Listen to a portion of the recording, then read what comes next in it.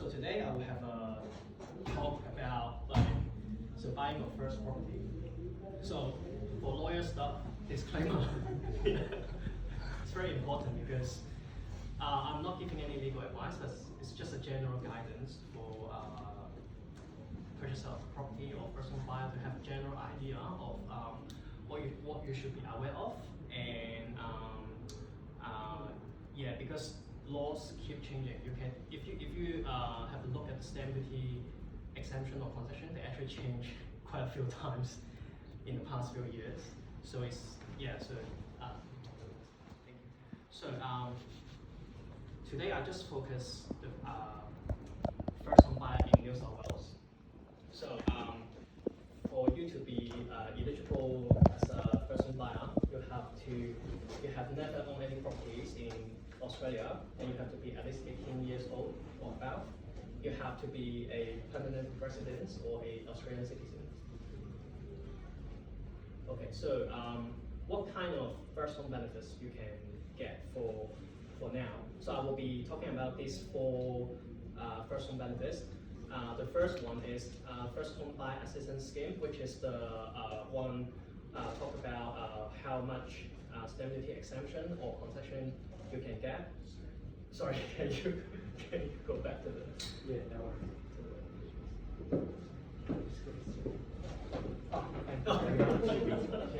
Okay, thank you. And then the first home on the ground. So it's talk about how can you get the $10,000 pocket money from the government, but it's very difficult.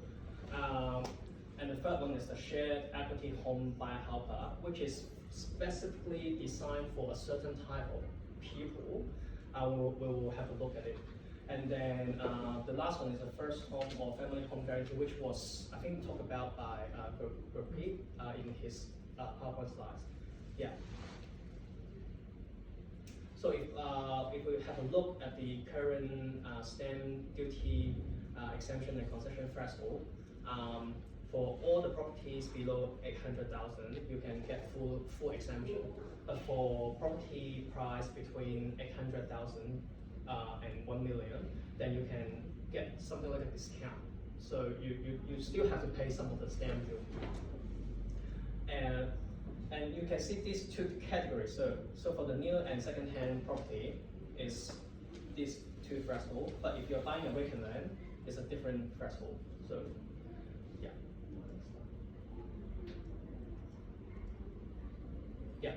And then the next thing is, so if I get the stamp duty concession or exemption, can I get the first home on the ground as well?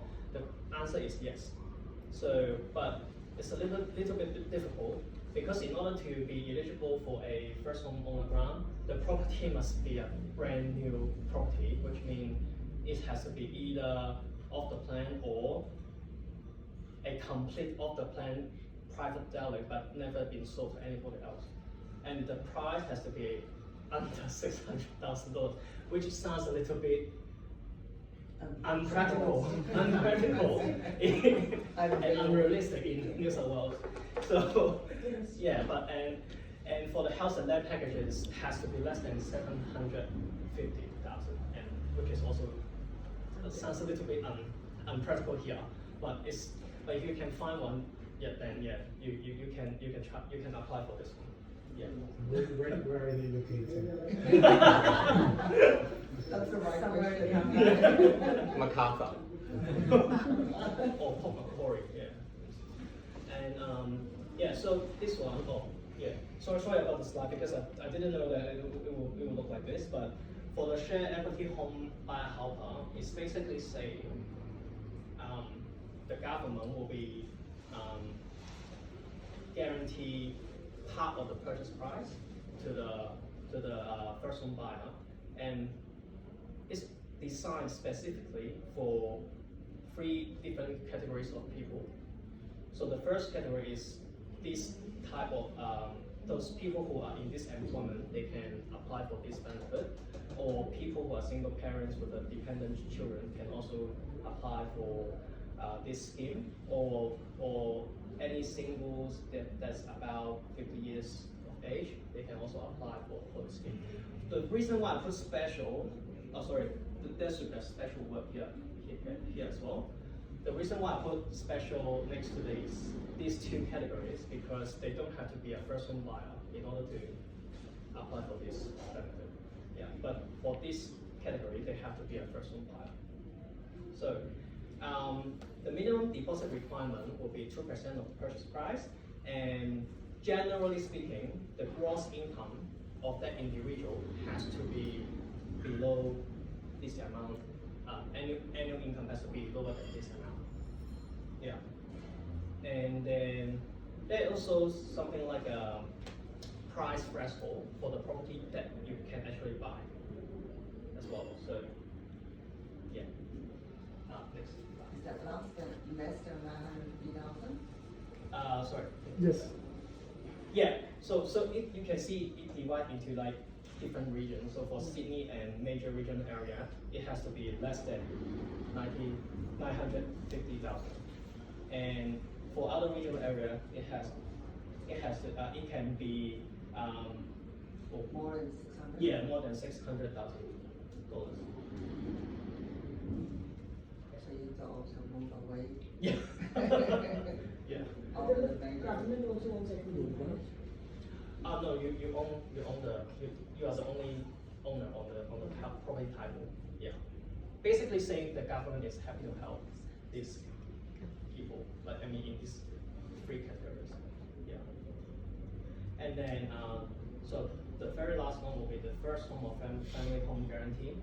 This policy is actually by the Housing Australia. So basically saying for this year, so there are two categories. So the first home is for single. The family home is for like married couples. So this year they have about 35,000 quota, and for family home they only have 5,000 quota for this financial year.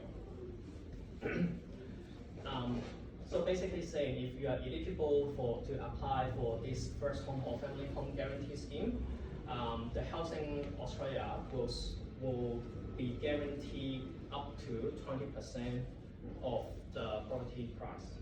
Yeah, but generally speaking, it will be recommended that you have to have a minimum deposit of 5% for purchasing this property, and there's also an income test as well. So you have to have below a certain annual income in order to enjoy this benefit. Yeah, but if you need more advice or see if you can apply for this, you can check with CBA. Yeah, because I think Group Pete has talked about this in his PowerPoint slide too. Yeah, we can help. Sounds good. Yeah, next slide. Okay, so when you are buying property, of course the very important thing is you have to know your budget, because otherwise, if you can't repay the bank, you might be in trouble. So you have to know your budget and know how much you can borrow. Normally, I would suggest a client to have a pre-approval first before they sign the contract, because they will know how much shortfall, how much money they need to settle the property, and then you go to have a look and check the property. You negotiate with the agent, see how much the vendor is willing to sell the property to you, and of course you will want to get a copy of the contract to have a look as well. And then the next thing is the strata report and building inspection report is also very important. The strata report is very important in terms of it will tell you how healthy or is there any issue that is for the whole apartment building, or any ongoing litigation matter, or any cladding issues, or any water leaking issues. And the most important thing is it will tell you if there is any ongoing special levy as well that you might have to pay in the future. And the building inspection report is more about, it's just for the house. So someone will be looking at the house and then write you a report and tell you which part of the house you have to be aware of and how much you will be prepared to spend on fixing or repairing those defects. And then you probably want to consult a conveyancer or a lawyer for the advice to see if the contract looks good or any amendments need to be made to the contract. And then if you're happy with the property, you want to secure the property, then you probably will have to pay a deposit to secure the contract. And then once the terms of the contract is finalized and the sale price agreed, then you will attempt to sign the contract and do the contract exchange. And then you will have to prepare for settlement. Okay, so things to be aware of. This is normally what I will tell my client to do before they sign the contract and go ahead. So if you're first time buying the property, there's a cooling off period. So cooling off period, the length of cooling off period is different for second-hand property and off-the-plan property. Generally, for second-hand property, there is a 5 days cooling off period, and for off-the-plan, there's 10 days cooling off period. And when you heard the agent talk about the Section 66W certificate, it basically saying the vendor wants you to give up the cooling off period. Otherwise, they don't want to sign the contract. Yeah.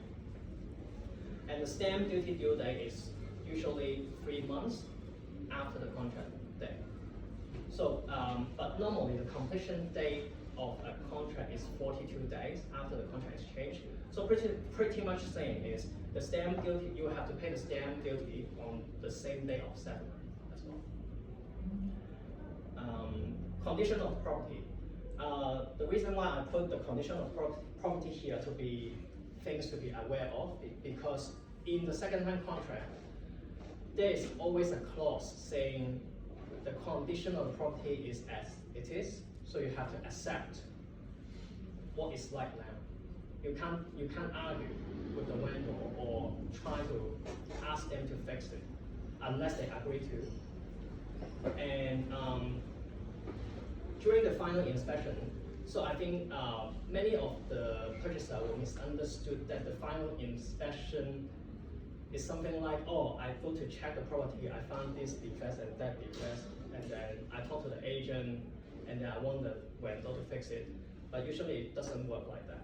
You have to check the property very, very carefully and properly before you sign the contract. And if anything you want the vendor to fix, you have to already ask them before you sign it, because you can tell your solicitor or your conveyancer to put in writing the things that you want to fix and see if the vendor agree or not.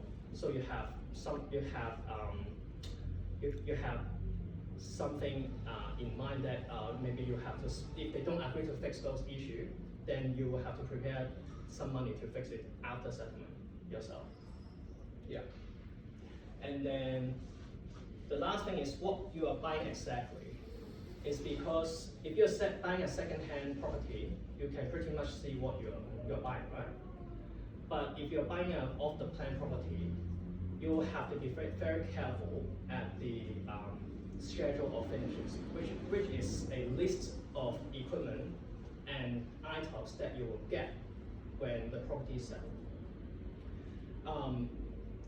If the advertisement or the agent said that, oh, you will get this and that, but it's not reflected in the contract, then it's highly likely that you're not going to get those items. Okay, so you have to be very, very careful. What does it say in the contract, and what does it say in the list of equipment or schedule of finishes? Yeah, next. Okay, so prior to settlement, of course, you have to cooperate with your banker to complete your loan. Otherwise, if the loan is not ready by the day of settlement, and you are late for like a few days or 7 days, then the vendor can charge you for penalty interest. Yeah. And prepare your reply shortfall, which is your solicitor or your conveyancer will tell you how much you have to prepare to settle the property. And final inspection. Just now I have said, like, final inspection is something like before the day of settlement, you arrange with your agent to have a look at the property. And the purpose of that is actually just to check if the property condition is similar or same as when you sign the contract to buy the property. Yeah, but under extreme circumstances, you might have the right to get out of the contract. For example, if the house burned down before the day of settlement, of course you can get out of the contract.